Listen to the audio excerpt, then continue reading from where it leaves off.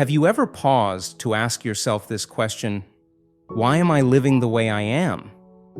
Too often in life, we either do things because everyone else seems to be doing them, or because, like an idle sailboat bobbing about in the open sea, we somehow drift into them.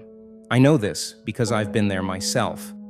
A few years ago, I found myself in the wrong career, then in the wrong relationship, one that I didn't actually want to be in. And later on, building myself the wrong kind of business. I found myself living a life that looked so good on the outside, but felt incredibly wrong on the inside. That was until I hit rock bottom. From that point onward, I went deeper into a journey of introspection. I began to look inward because I finally realized that if I want to change the outside, I must change the inside first.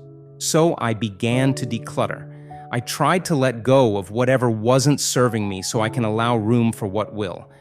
I began to do more of what I love, and most importantly, I vowed to live a life that was true to me and no one else. In short, I began to live intentionally. Intentional living is a form of life design, a concept that was first introduced by Silicon Valley innovators and Stanford University professors Bill Burnett and Dave Evans. It's about working from where we are and with what we have to design and build a meaningful, joyful, and fulfilling life, one that is aligned with our values, beliefs, and interests. And it asks one simple question: what kind of lifestyle do I aspire to live? Plain and simple. Intentional living is about living a life that is true to you. It doesn't matter what your parents advise you to do, or what society thinks of you, or what your friends think you should do. What matters most is how you feel inside yourself and what you decide to do for yourself. That's it. That's the power of intentional living. It reminds us that even when we feel completely stuck, we still have agency over how we choose to frame our days and what actions we decide to take. As Burnett and Evans write in their book, Designing Your Life, living coherently doesn't mean everything is in perfect order all the time. It means you are living in alignment with your values and have not sacrificed your integrity along the way. When you begin to live intentionally, you're one, putting yourself first, which means that you're prioritizing your own emotional and mental well-being before anyone else's, because it has finally dawned on you that you cannot give from that which you don't have. You're becoming kinder to yourself. You're drowning that voice of your inner critic in an ocean that's brimming with confidence. You're recognizing that the sanctuary is found within you, and the only way to reach it is to be kind to yourself first, so you can then be kind to all other beings around you. Secondly, you're questioning the lifestyle you want to lead. You're becoming more intentional about how you want to live your day-to-day life and the kind of lifestyle you want to lead. You're starting to think like a designer, an artist who's piecing together a mosaic. You're starting to realize that there's no way you're ever going to flourish or experience any positive, sustainable change in your life as long as you keep doing what you've always done, carrying the entire weight of your own baggage with you. You're starting to realize that as you learn how to let go of what's no longer positively serving you, we will allow room for what will. In a way, you're becoming an essentialist. Instead of doing more of everything, you're starting to do less of what doesn't matter to you so you can do more of what does. You're doing what you can to protect that sacred first hour of your day. It's the time for awakening your mind, body, and soul. Maybe you're stretching your body to increase your flexibility, range of motion, and the circulation of blood flow to your muscles. Maybe you're meditating to calm your mind or reading a book to nourish it. Maybe you're journaling your thoughts to reconnect with your soul. All you really are is a speck of light vibrating through your mind, body, and soul. Becoming intentional, then, is about treating that trident with the respect it deserves. The more you do, the greater you will shine. 4. You're asking the right questions. Life is a series of choices and consequences. Growing up, my mom would always remind me of that saying. Had I been a little wiser back then, I probably wouldn't have made such impulsive and rash decisions. Thankfully, today, I'm more self-aware of who I am. Today, anytime I'm faced with a dilemma, I stop and ask myself this one question. Does this even matter to me? If the answer is yes, I give it my attention. Otherwise, I let it go. The same applies to you. Instead of blindly jumping into things or dwelling in the noise of uncertainty, consider first the magnitude of a situation's importance to you. If it matters to you, delve deeper. If it doesn't, let it go. Truth is, the extent of how far we go in life is almost always tied to how often we question things, and that begins with asking the right questions. 5. You're saying no more than you're saying yes. Here's another sign of becoming more intentional about your life. This means that you're protecting your time and safeguarding your energy. This means that you're starting to prioritize what and who you're willing to give your time to. You're not jumping into things just because they sound cool. You're no longer on board that trendy train, the one that breaks down quickly. Instead, you're going back to that question of intention. Does this even matter to me? 6. You're creating more than you're consuming. A foundational pillar for living intentionally begins with tipping the balance scales of creation and consumption. Creation of money versus consumption of money. Creation of art versus consumption of art.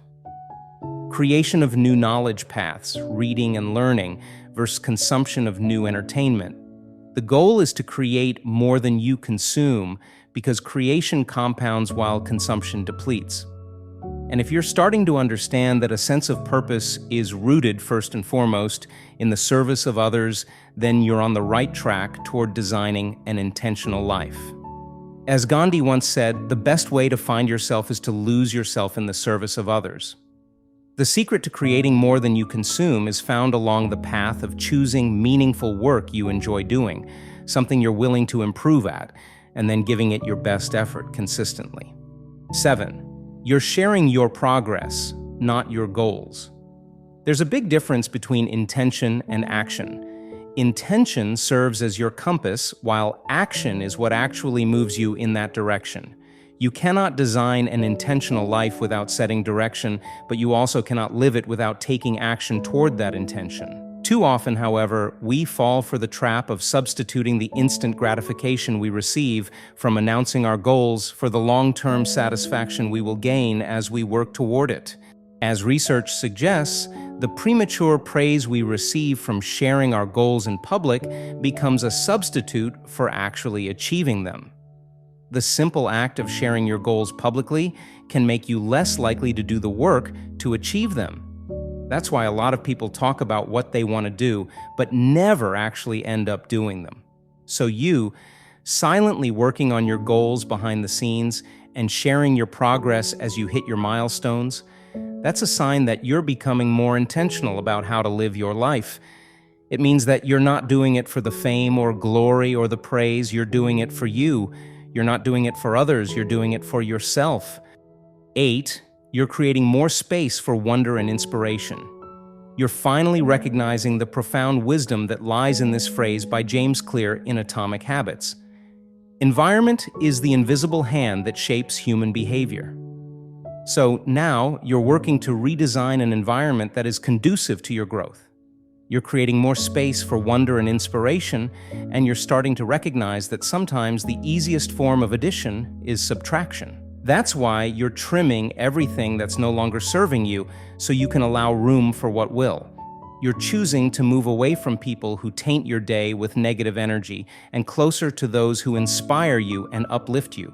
You're unfollowing social accounts that distract you. You're making time to be alone with yourself because you've finally realized that the only spark that needs kindling is your own.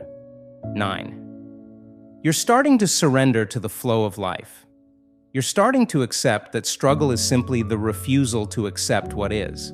So now you're teaching yourself how to surrender to the flow of life. You're learning how to trust the process, and you're becoming more aware of the benefits of focusing only on what's within your control. You're embracing what Eckhart Tolle wrote in The Power of Now. Surrender is the simple but profound wisdom of yielding to rather than opposing the flow of life. That, of course, doesn't mean that you don't work toward what you want. It simply means that as you actively pursue your goals, you gift the entirety of your attention to your inputs and outputs with the acceptance and conviction that the outcomes will fall into place. It takes mindfulness to raise your self-awareness and arrive at the realization that life happens today, at this very moment that is unfolding as you read these words. It takes mindfulness, then, to appreciate being here, right now, breathing, feeling, observing.